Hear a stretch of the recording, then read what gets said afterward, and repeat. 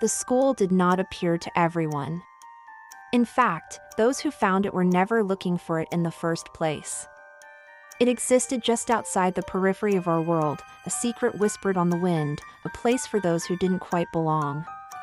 On the night Luna arrived, the sky was heavy with clouds, a thick, bruised blanket that swallowed the stars. The wind didn't just howl, it carried whispers, ancient words and forgotten melodies that did not belong to the world she knew. She found herself standing at the edge of a magnificent stone bridge, one that seemed suspended in the very air itself, defying gravity. Before her, towers rose from a swirling sea of mist and moonlight, their spires piercing the dark clouds above. What was most astonishing, however, was the water. It flowed not below the bridge, but alongside it, moving through the open air like a river of living glass, silent and majestic. Luna instinctively tightened the worn cloak around her shoulders, the fabric a small comfort against the overwhelming strangeness of it all. "So this is the place," she whispered, her voice barely a sound against the ethereal hum of the night. At her feet, a sleek black cat lifted her head. This was Masha. The cat's emerald eyes glowed with a faint, otherworldly light. "It is," the cat replied, her voice calm and clear in Luna's mind. It wasn't a meow, it was a thought, a presence that had been with Luna for as long as she could remember. "And once you step inside," Masha continued, "you cannot pretend you never felt the magic." Luna took a deep breath, her heart a frantic drum against her ribs. She took a step, then another. As she crossed the impossible bridge, the great iron gates at the other end swung open on their own, a silent, imposing invitation. Inside, the school was alive. It breathed. It pulsed with an energy that made the air tingle against Luna's skin. Candles floated in midair, their flames dancing without a single string or support.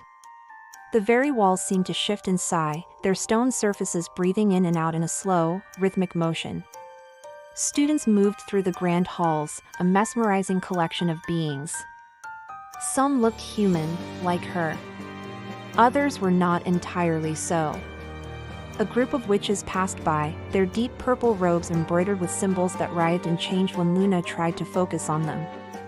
In a massive pool of water suspended in the center of the hall, merfolk practiced silent spells, their movements as graceful as they were dangerously precise. Tucked near the long, deep shadows cast by the floating candles, a pack of werewolves stood apart from the crowd, their sharp, patient eyes watching everything and everyone with an unsettling intensity. And higher up, perched along the ornate balconies that lined the great hall, pale figures with piercing red eyes observed the scene below, their elegant forms deliberately avoiding the pools of light. Vampires. An old, primal fear pricked at Luna's mind. Yet, for all the strangeness, no one stared at her. No one questioned her presence. She was a newcomer in a worn cloak, and yet she was treated as if she had always been there. That lack of attention, that seamless acceptance, unsettled her more than any outright fear could. It felt like walking into a dream where you were the only one who didn't know the script. A tall woman with hair the color of spun silver and an expression as unreadable as ancient stone approached her.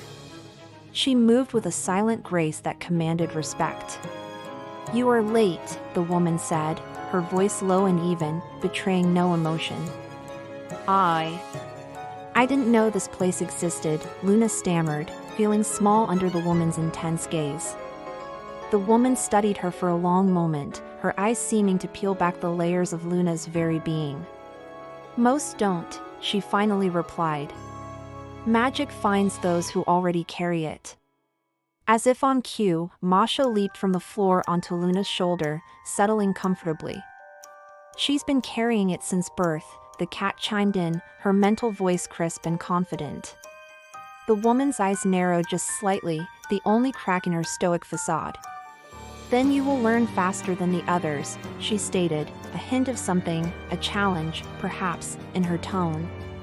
"Or you will fail." Luna was then led away from the great hall, down corridors that twisted and turned into places they logically should not have fit. The architecture of the school was a beautiful, impossible paradox.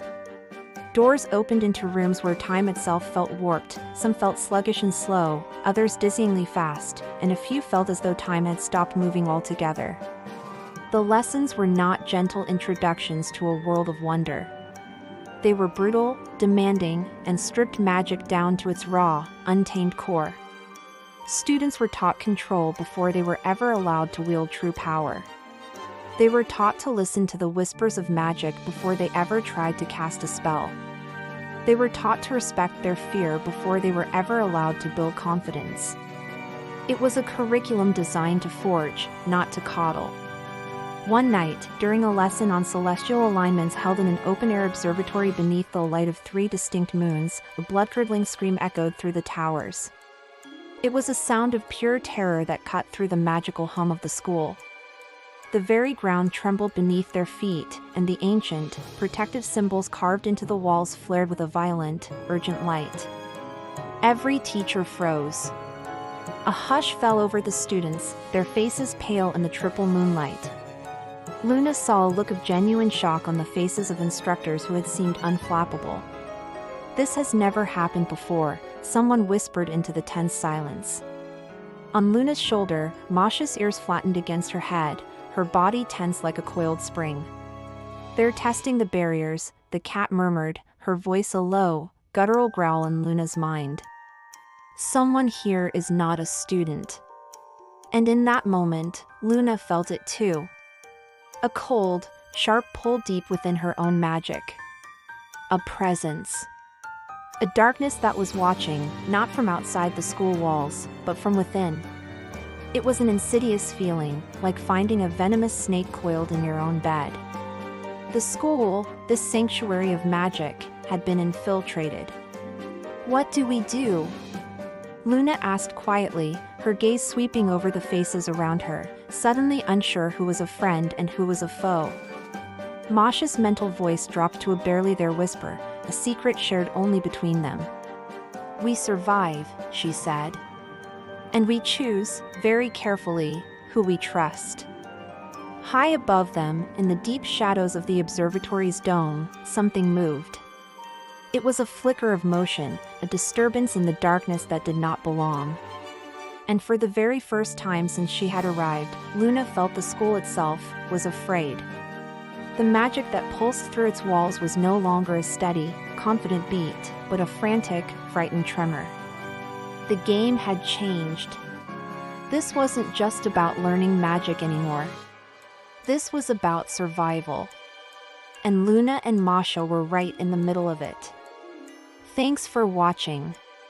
If you enjoyed this story, be sure to like, subscribe, and hit that notification bell so you don't miss the next chapter.